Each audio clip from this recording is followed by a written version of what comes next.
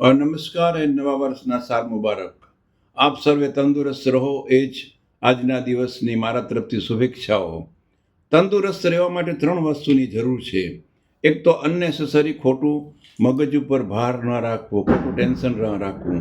ઘણા લોકો કંઈ ન હોય અને માંદગીનો અનુભવ કરતા હોય છે. એનું કારણ ખોટા ઉદ્વેગો, ખોટું ટેન્શન, ખોટી ચિંતાઓ અને એ લઈને ફરતા હોય છે, જેના હિસાબે એને શરીરમાં તોડ થાય કે દુખાવો થાય કે નબળાઈ લાગે.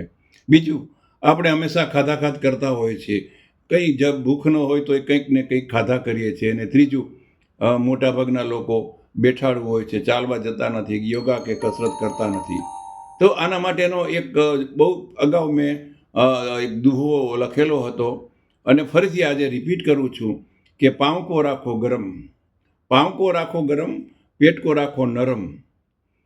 पाँव को राखो गरम, पेट को राखो नरम, सिर को राखो ठंडा, पीछे डॉक्टर आए तो उसको मारो डंडा. सिर को राखो ठंडा, पीछे डॉक्टर आए तो उसको मारो डंडा. કોઈ ડૉક્ટરને દંડા મારતું નથી, પણ આ 3 વસ્તુ તમે જો ધ્યાનમાં રાખશો તો તમારે ડૉક્ટરની જરૂર નહીં પડે. એ કહેવાનો મતલબ છે.